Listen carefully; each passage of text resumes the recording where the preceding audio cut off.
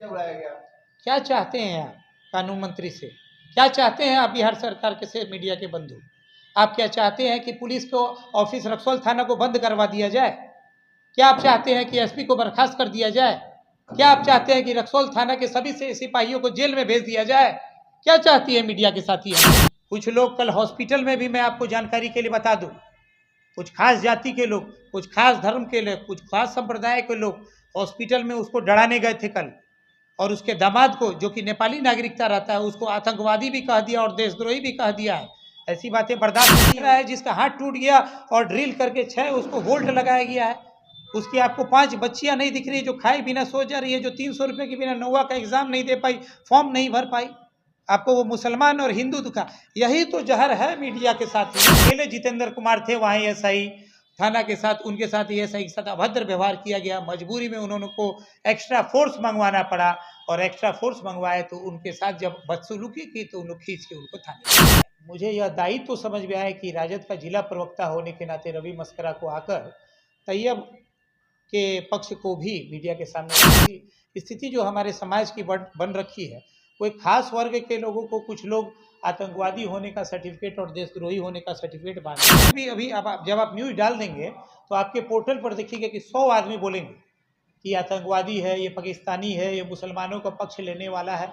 ये सब चीज़ जब से मोदी सरकार है, ये सर्टिफिकेट बांटने का ये चलन चल गया, और इस सर्टिफिकेट बांटने वालों से हम लोग घबराने वाले लोग नहीं हैं। आप सभी प्रेस के साथियों के माध्यम से, जो सैनिक प्रकरण हुआ है पिछले 5-7 दिनों में रक्सौल में, और रक्सौल की जो शिकायत मीडिया के माध्यम से पूरे देश में हो रही है, और जो एक पक्षीय बातें कुछ पत्रकार महोदय लोग ने कह दिया है, उसको मैं आप लोग के माध्यम से क्लियर कर देना चाहता हूँ कि जब भी कोई घटना होती है उसमें 2 पक्ष होता है, और मीडिया का जो कार्य है, मीडिया का जो विश्वसनीयता है, इसी बात पर टिकी है कि दोनों पक्ष की बातों को सुना जाए।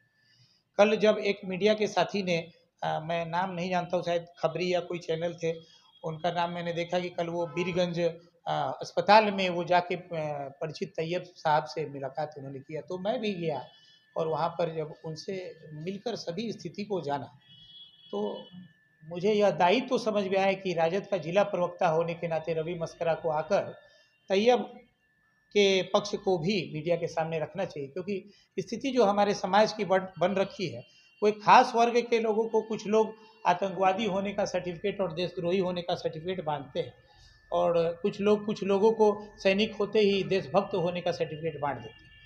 तो मुझे यह महसूस हुआ कि आकर दोनों पक्षों का बात रखना चाहिए। आते 7-8 दिन क्यों लग गया आपको भाई?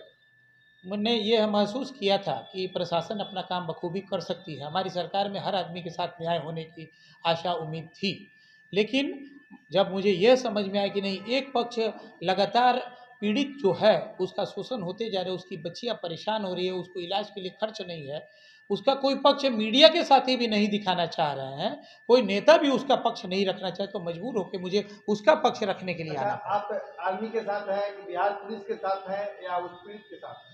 मैं न्याय के साथ। तो ये कौन सा अन्याय है भाई कि एक नहीं दो जगह आर्मी की पिटाई की जा रही है बिहार में, और कहा जा रहा है, लोग कमेंट कर रहे हैं ये तो ट्रेलर है, अभी फिल्म बाकी है। देखिए, आर्मी, 2 चीज़ आप क्लियर कर लीजिए। नंबर 1, आर्मी जब ड्यूटी पर नहीं होता है, घर आता है, तो वो सिविलियन होता है, उसको बार बार कृपया करके आप आर्मी ना बुलाएं, नंबर 1। नंबर 2, सिविलियन के लिए जो कानून होता है वो आर्मी घर में आया है, उसके ऊपर भी वही कानून लागू होता है। हमारे जो मित्र सम्माननीय सैनिक महोदय थे, पूरा हिंदुस्तान सैनिकों की इज्जत करता है, इसमें कोई दो राय नहीं है। हम लोग सैनिकों के सम्मान में हैं, उनकी बदौलत ही आज हम घर में आराम से बैठकर प्रेस कॉन्फ्रेंस कर पा रहे हैं। लेकिन अगर सैनिक से कोई गलती हो जाती है, किसी गरीब आदमी का हाथ टूट जाता है, उसको इलाज कराने के लिए कहा जाता है, गाड़ी थाना में जमा कराने के लिए कही जाती है, और वो भागता है, और पुलिस प्रशासन अगर उसको रोकती है, उसके साथ वो गाली गलौज करता है, माँ बहन की गाली देती है, तो आवेश में आकर हो सकता है कि पुलिस ने भी कुछ इनलीगल कदम उठाया होगा। मैं उसके खिलाफ हूँ, मैं पुलिस के साथ नहीं देता हूँ, लेकिन जो पुलिस ने किया उसकी सज़ा पुलिस को उच्च स्तरीय अधिकारियों ने दे दी, हाथ के हाथ उसी दिन। लेकिन जो तैयब हुसैन के साथ हुआ, जो तैयब खान के साथ हुआ, जो मोहम्मद तैयब के साथ हुआ, उसकी बच्चियों के साथ हुआ जो 9वीं के एग्ज़ाम नहीं दे पाई, खाने को दाना नहीं है, उस आदमी का इलाज के लिए हॉस्पिटल में पैसा नहीं है, और कुछ यहाँ के साथी जाके हॉस्पिटल में भी उसको आतंकवादी कह के कल चले आए, तो आप क्या समझते हैं? इसके बाद भी मुझे रुकना चाहिए एक था। चीज और बताता हूँ, आतंकवादी की बात आपने बोल रहे हैं तो बहुत लोग का कहना है कि जो उस परिवार को जो दिखा रहा है वो सारे पत्रकार भी आतंकवादी है। देखिए देखिए, ये तो ऐसा हिंदुस्तान में आजकल चलन हो गया है। मोदी राज आने के बाद, बीजेपी की सरकार होने के बाद, जो आदमी भी किसी समस्या के खिलाफ में, मैं भी अभी, अब जब आप न्यूज़ डाल देंगे तो आपके पोर्टल पर देखिएगा कि 100 आदमी बोलेंगे कि आतंकवादी है, ये पाकिस्तानी है, ये मुसलमानों का पक्ष लेने वाला है। ये सब चीज़ जब से मोदी सरकार है, ये सर्टिफिकेट बांटने का ये चलन चल गया, और इस सर्टिफिकेट बांटने वालों से हम लोग घबराने वाले लोग नहीं हैं। सच्चाई ये है कि गाड़ी वाले ने तैयब हुसैन जी का मार के हाथ तोड़ दिया और उसके इलाज नहीं कराया, भाग के जाने की कोशिश की। उनके साथ में उनकी साली साहिबा थी, नई नई उनकी शादी हुई थी, उनको जीजू जीजू कह रही थी। वो अपने सालिबी साहिबा के साथ और अपने मैडम जी के इज्जत बचाने के लिए, बड़ा बनने के लिए हीरो बने। थाना को कह दी कि थाना में हम गाड़ी लगा देते हैं, इन लोग को हजारीमल में एग्ज़ाम दिलाना है छोड़ के, और वो गाड़ी लेके भागने लगे। जब थाना में गाड़ी नहीं आई, पीड़ित पक्ष को न्याय नहीं मिलने का उम्मीद हुई, तो थाना वहाँ गई। थाना जब अकेले जितेंद्र कुमार थे वहाँ एएसआई, थाना के साथ, उनके साथ एएसआई के साथ अभद्र व्यवहार किया गया। मजबूरी में उन्होंने को एक्स्ट्रा फोर्स मंगवाना पड़ा, और एक्स्ट्रा फोर्स मंगवाए तो उनके साथ जब बदसलूकी की तो उन्होंने खींच के उनको थाने में ले गया। इतना हुआ, थाना में उनके साथ एक थप्पड़ भी नहीं लगाया गया। उनके साथ जो कानून का कार्रवाई हुआ, सारे कानून करके जेल भेज दिया गया है।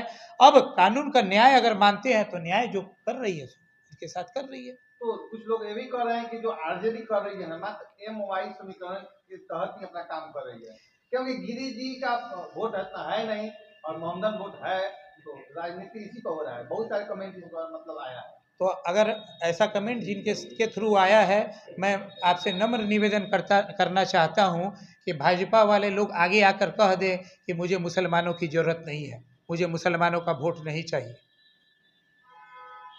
इसमें राजनीति वोट की कहाँ है? आपको वो पीड़ित गरीब आदमी पीड़ित नहीं दिख रहा है, जिसका हाथ टूट गया और ड्रिल करके 6 उसको वोल्ट लगाया गया है? उसकी आपको 5 बच्चियां नहीं दिख रही जो खाए बिना सो जा रही है, जो 300 रुपये के बिना 9वीं का एग्ज़ाम नहीं दे पाई, फॉर्म नहीं भर पाई? आपको वो मुसलमान और हिंदू दिखा? यही तो जहर है मीडिया के साथियों। मोदी जी ने यही तो किया है 9 वर्षों में हिंदुस्तान में। आपने क्या देखा है जब से बीजेपी की सरकार आई है? हिंदू मुस्लिम, ये क्या है? मुस्लिम को अगर चोट लगे तो उसका पक्ष मुझे नहीं लेना चाहिए, क्या आप ये कहना चाहते हैं? क्या मुझे भी ये कह देना चाहिए कि सैनिक ने बहुत अच्छा किया, उसको और पटक के पीटना चाहिए? नहीं, कुछ लोग तो ये भी कह रहे हैं यदि आज नेता के साथ ऐसा अगर हुआ रहता तो आज ट्रेनें बंद रहती, जगह जगह टायर जलाए जाते, विरोध किया जाता। लेकिन आखिर भाई बिहार सरकार अभी तक कोई आकर बोला नहीं। बिहार सरकार के कोई भी मतलब मंत्री, बगल में कानून मंत्री का घर है, फिर भी कानून का धज्जिया उड़ाया गया। क्या चाहते हैं आप कानून मंत्री से? क्या चाहते हैं आप बिहार सरकार के से मीडिया के बंधु? आप क्या चाहते हैं कि पुलिस को ऑफिस रक्सौल थाना को बंद करवा दिया जाए? क्या आप चाहते हैं कि एसपी को बर्खास्त कर दिया जाए? क्या आप चाहते हैं कि रक्सौल थाना के सभी से सिपाहियों को जेल में भेज दिया जाए? क्या चाहती है मीडिया के साथी हमारे? मैं जानना चाहता हूं। जिस साथी के ऊपर इल्जाम लगा है वो साथी आज लाइन हाजिर है, उनके ऊपर कार्रवाई, कड़ी से कड़ी कार्रवाई हो चुकी है।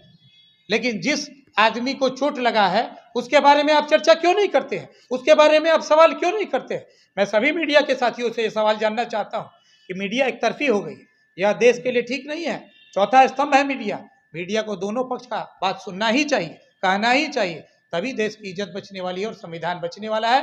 और नहीं तो अगर एक खास जाति का, और आप बोलते हैं जात, एक खास जाति के लोग उसके साथ नहीं घूम रहे हैं, एक खास जाति के पत्रकार उसका एडिटिंग नहीं कर रहे हैं, एक खास जाति के लोग उस सैनिकों के पक्ष में नहीं खड़े हुए हैं। जात धर्म क्या होता है? अगर जात आप बोलेंगे तो मैं ये बोलूंगा कि उसके प्रदर्शन में एक खास जाति के लोग बैठे हुए हैं। इसीलिए कृपया करके हिंदुस्तान को, रक्सौल को बांटने की कोशिश न किया जाए। मैं पीड़ित के साथ हूँ, वो मुसलमान है तो भी उसके साथ हूँ, वो मारवाड़ी होता तो भी उसके साथ रहता, वो गिरी होता तो भी उसके साथ रहता, वो कोई दूसरा जात रहता तो भी। लगातार वीडियो उसमें वायरल हो रहा है और कहा भी जा रहा है कि उसमें जो महिलाएं बैठी थी उसके साथ भी छेड़छाड़ की गई। देखिए, ये सब कहने सुनने वाली बातें हैं। जो उनकी साली साहिबा थी और उनकी जो धर्म पत्नी थी सैनिक महोदय की, उन्होंने पुलिस को सैंडल निकाल के पीटने की बात कही है। ये तो आपको नहीं मालूम है। मीडिया को दोनों पक्ष सुनना चाहिए है कि अगर प्रशासन की गाड़ी वहां पर न जाती, न पहुंची होती, तो हो सकता था कि उनके साथ कुछ हादसा हो गया रहता है। जनता रोष में थी। आप किसी बूढ़े गरीब आदमी को ठोकर मार देते हैं और भागने की कोशिश करते हैं, और आपकी साली साहिबा और पत्नी गाड़ी में से उतर के कहती है कि इसका हाथ पहले से टूटा हुआ है, सैंडल से मार के इसका मूड़ी फोड़ देंगे। तो सोचिए कि जनता का आक्रोश क्या होता। आप वहां रहते तो क्या होता। प्रशासन का आपको धन्यवाद देना चाहिए, जिसके कारण में वो सैनिक इज्जत से, प्रतिष्ठा से अपनी साली को और पत्नी को स्कूल तक पहुंचाने में सफल हुए, और प्रशासन ने फिर अपना जो कार्रवाई हुआ एक अंतिम सवाल है हंसराज जी, जब तक बीजेपी के विधायक प्रमोद सिन्हा ने पोस्ट नहीं किया, उसके पहले कोई नेता नहीं है, लेकिन जब पोस्ट किए उसके बाद लाइन लग गया नेता लोगों का कि भाई चलो कुछ बोलते हैं, आगे क्यों?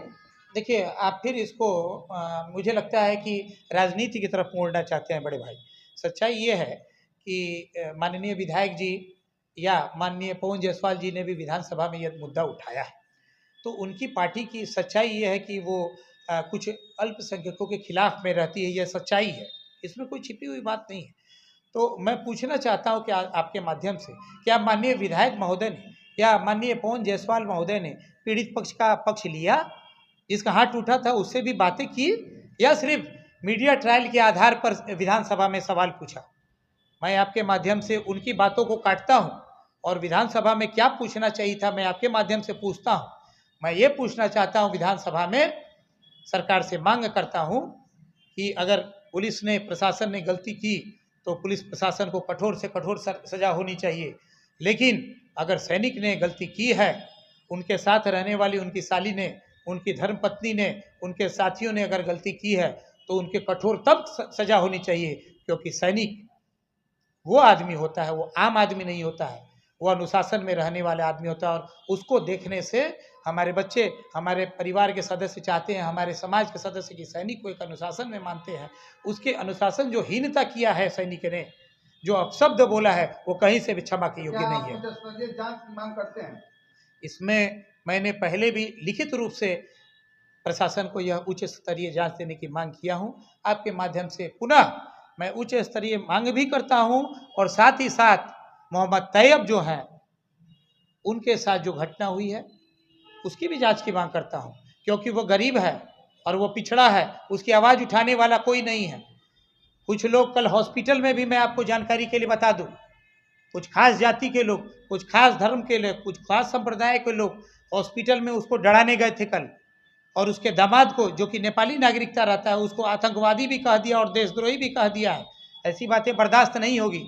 वो कल आवेदन देना चाहता था कि हमारे साथ ये लोग ऐसा किए हैं, मैं इनके खिलाफ आवेदन दूंगा, लेकिन मैंने बोला कि नहीं, आवेदन दे के बात को तूल मत पड़ा कराइए। वो गरीब आदमी है, उसका इलाज का खर्च कैसे होगा, उसका सम्मान कैसे वापस आएगा? आप क्या जानते हैं, मैं जब कल मिलने गया तो उनकी धर्मपत्नी मुझे पकड़कर रोने लगी। आप रहते तो आपकी आंखों में भी आंसू आ जाता। उस आदमी को 2 जून की रोटी नसीब नहीं है। एक मिनट, जब आप एक सवाल ये थे कि मीडिया एक तरफा दिखाया, हम लोगों ने जाने वहाँ पे गए थे उन लोगों से बाइक लेने, लेकिन वो लोग तो बोलने के लिए तैयार नहीं। ठीक है, मैं कल धन्यवाद देना चाहता हूँ। एक चैनल का नाम मुझे उन्होंने बताया, मैंने भी देखा है। एक खबरी या कोई चैनल वाले साथी मेरे वहाँ जरूर गए थे। 8वें दिन जैसे मैं आया हूँ, वैसे 8वें दिन गए थे, तब मुझे सभी बातें की पता और भी हुई। तो वो लोग नहीं बात कर पाए होंगे, ठीक है। लेकिन अभी जो 8 दिनों में हुआ, या सैनिकों के साथ, सैनिक के सम्मान में जो पत्रकार बंधु वहाँ लगातार डटे हुए हैं, इसलिए मैंने बोला कि एक खास मीडिया के वर्ग, मैं सबको दोषी नहीं ठहरा रहा हूँ, और मीडिया को दोषी ठहराने वाला मैं कौन होता हूँ। मैं ये कहना चाहता हूँ कि मीडिया को दोनों पक्ष का पक्ष लेना चाहिए और सच्चाई को सामने लाने की बात करनी चाहिए, और मीडिया ट्रायल तो कम से कम जरूर नहीं होना चाहिए। सर, जिन लोगों ने वहाँ पे अपना अड्डा जमाया है, जो लोग आंदोलन कर रहे हैं सैनिक के समर्थन में, वो लोग ये भी कह रहे हैं कि हम, पहली चीज वो ये कह रहे हैं कि हम पत्रकार हैं, उसके साथ साथ वो ये भी कह रहे हैं कि हमें इस मामले की कोई खास जानकारी नहीं है। अब ये लोग क्या कह रहे हैं, देखिए, जब ये सब क्या कौन कह रहा है, इस पीछे के पीछे हम क्या जवाब दे सकते हैं। अच्छा सर, उनका पत्नी जो बोली है कि मेरा मंगलसूत्र और मोबाइल चोरी हुआ है, इसको तो लेकर क्या कहिए?